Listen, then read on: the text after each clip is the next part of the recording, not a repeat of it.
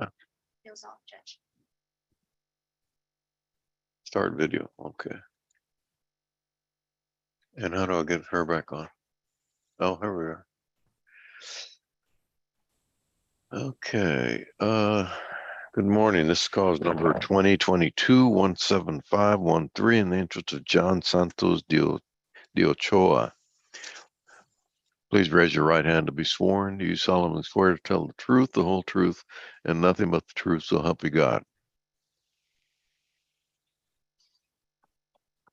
Miss Flores, did you hear me? Hello?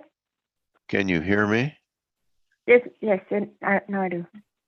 All right. Raise your right hand to be sworn. Do you solemnly swear to tell the truth, the whole truth, and nothing but the truth, so help you God? I do. All right. Please state your name and your relationship to the child. Emily Flores, and I am the mother. And representing the Attorney General, State of Texas. Andrea Eoff. The court will note that the non-custodial parent is Joel de Ochoa. Mr. De Ochoa was personally served on April 25th, 2022 at 12:08 p.m. at 413 Owen Street in Houston, Harris County, Texas. He's not filed an answer or made an appearance. Is that correct, Ms. Eoff? That's correct, Your Honor. We'll proceed by default. Thank you. Your Honor, I'd like to call Emily Flores. All right. Miss Flores, can you hear me? Yes. Okay. Miss Flores, will you please state your full name for the record? Emily Flores. And will you state the name and age of your child? His name is John Santos de Ochoa, and he is 6 months. All right.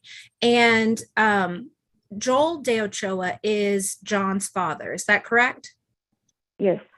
And Joel signed an acknowledgement of paternity when John was born. Is that right? Yes. Okay.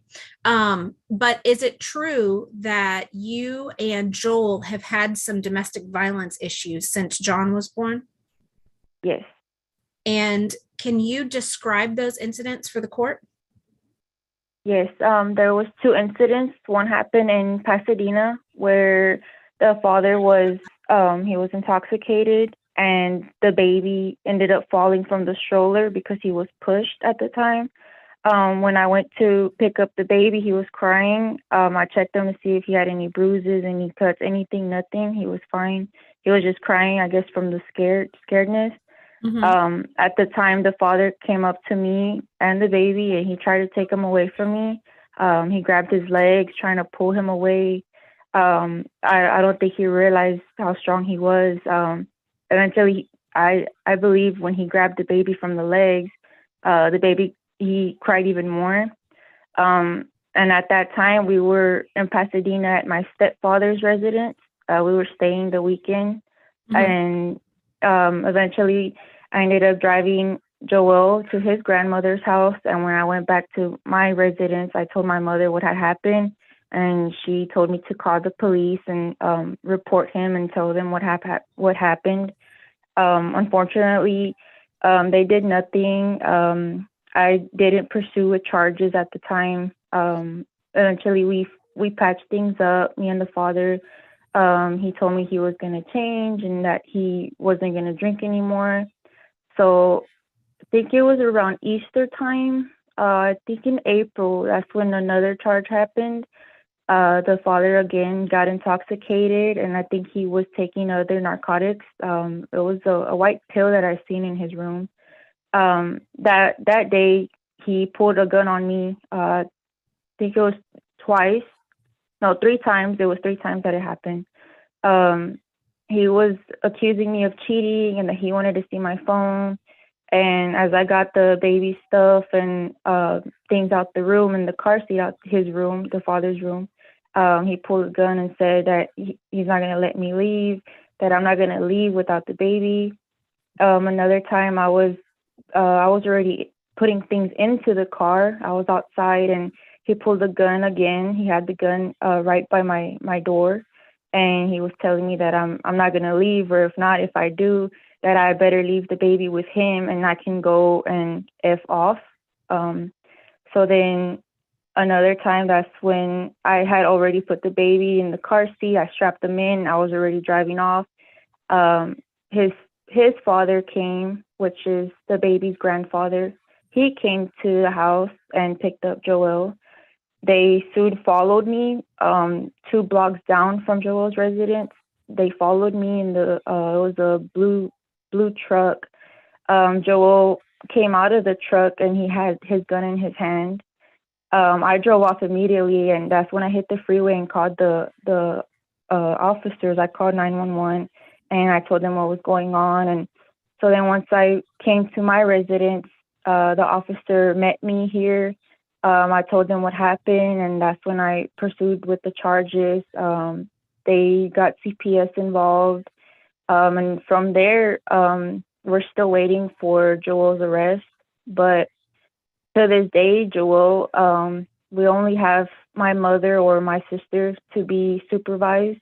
To supervise Joel's visits, because I don't want to keep the baby away from, seeing his father.